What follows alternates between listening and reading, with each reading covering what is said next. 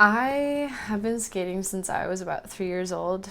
My mom put me on the ice as soon as I was old enough because she grew up as a skater, her mom grew up as a skater, and I hope my kids one day will skate too.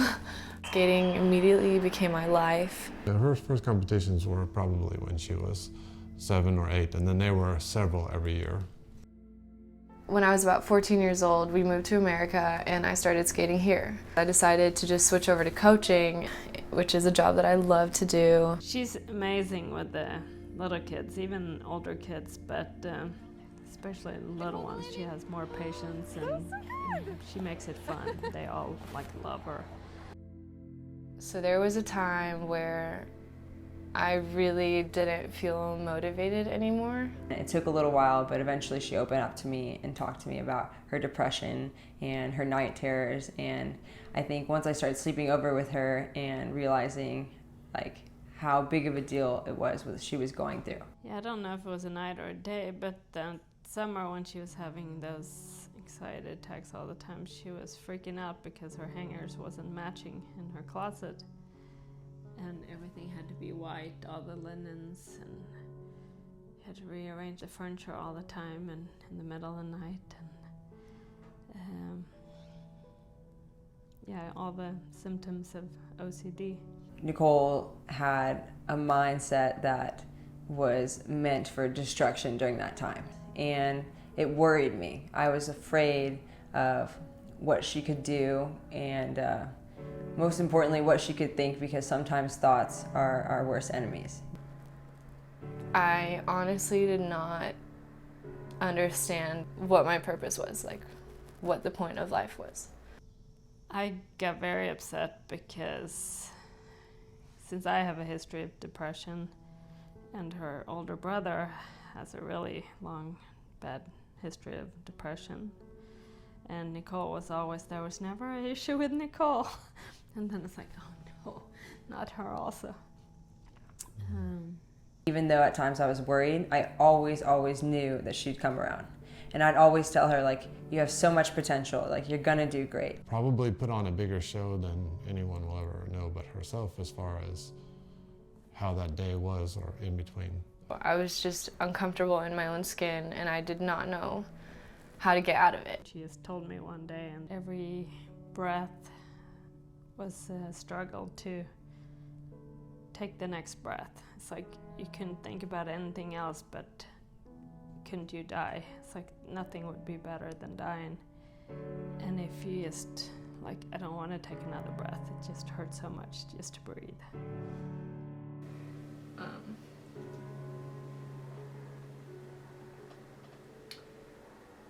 That's when you knew it was bad. And I guess that's when they realized that it was not okay. And that's when they started trying to help me. She probably was getting irritated at me. I would send her every event that was happening at the school. Hey, here's this thing going on and here's this thing going, because I just needed her to get involved in something so that she could find out who she was and find out that it's a great world out there. I needed something to fill that void. Okay, I was at the ice rink one afternoon and there was flyers posted on the ice rink, and it was the day before auditions. So I just took a picture of it with my phone and sent it to her. You should try out for this. And I remember being like, yeah, right, why would I do that? She's never been interested in cheerleading or any of that sorority and that kind of stuff. And I completely judged the cheerleader stereotype, and I saw them skate, and all I'd ever known about the ice girls was that they clean the ice and all they do is skate back and forth. I was used to highly competitive figure skating that takes several hours of practice every day, and it was just different. I remember you contacted, you got in touch with me and told me that, hey, look what I found out. And I said, this would be perfect. She should do this. And he said, that's what I said. And my dad looks me in the eye and he goes, you have to audition for Ice Girls.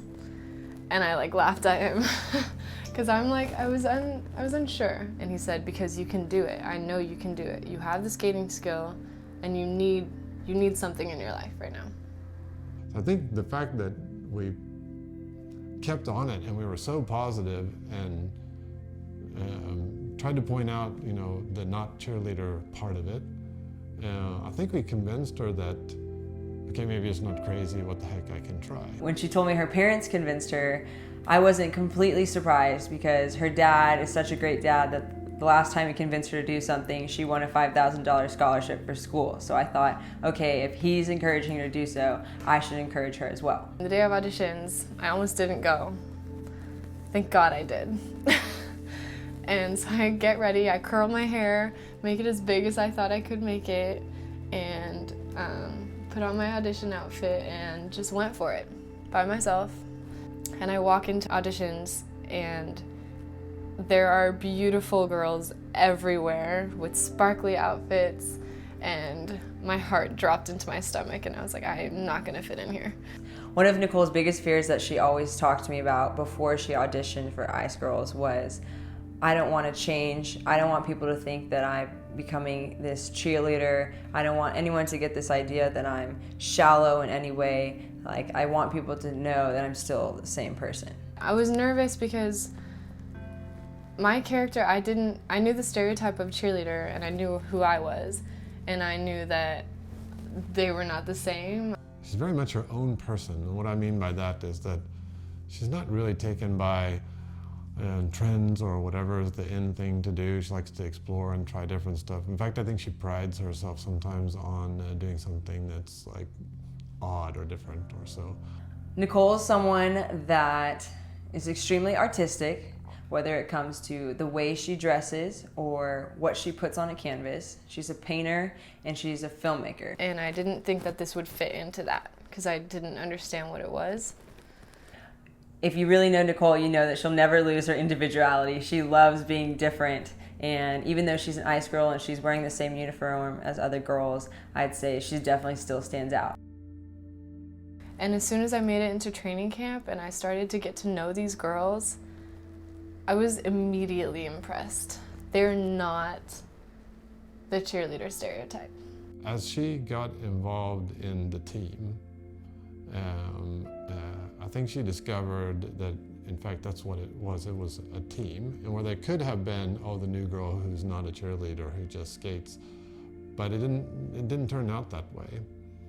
And they're so busy, and they're pushed very hard, and they train very hard. They get very focused on what they need to do, and I think that brings them very tight together. I think they depend on each other quite a bit sometimes to get through all of it. And I think that's helped her be comfortable with who she is.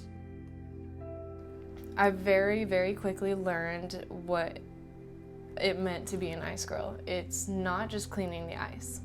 It's being a role model for all the young girls who go to hockey games or keep up with pro cheer teams. The Ice Girls, we make it a very big point to work with charities, local charities, and give back to the community. And we really connect with the fans. I realized that besides just showing up to the games and cleaning the ice is a sisterhood, and we practice together and we go through so much together. We get to see behind the scenes and we get to experience a life that not a lot of people get to. Even if you're not a huge hockey fan, it's really cool to see. There's a belonging, there's a closeness, there's a friendship, there's a lot of work to do, and you're experiencing stuff that nobody outside your group knows what that is. And I think that does a lot for a person. And I think feeling good builds on itself, just like feeling bad can spiral down. Ice Girls gave her the foundation for a strong lifestyle, and through working out and keeping busy and maintaining a schedule, I truly noticed a difference in Nichole. And I can truthfully say she's a happier person now because of it. Nichole was never a cheerleader in school, never interested in cheer, never interested in sports. And if you would have asked her, and I have asked her before if she's interested, like to join a sorority or something like that, and it's always no way, I would never do that. And then lo and behold, here it is, this opportunity, and she's part of a a cheer team, which happens to be different than she thought it would be. It's much more about a team. It's a lot more work. They depend a lot on each other and they care for each other. It's a sisterhood. They refer to each other as sisters. It is so awesome. No, I'm gonna cry. It's so awesome. If I didn't try out for Ice Girls, and if my parents didn't push me to try out for Ice Girls, I don't know where I would be right now. I feel like it's really helped her turn around. Because even if depression is a physical thing, I think if you're in the right, if you have positive influence, like you said, that builds and that's how you break it. Without that, it's really hard to break. So for her, it was like a lifesaver. I love where I am right now, and I am so excited to see what the future holds, and no matter what it holds, I will forever remember this year of my life as one of the best ones.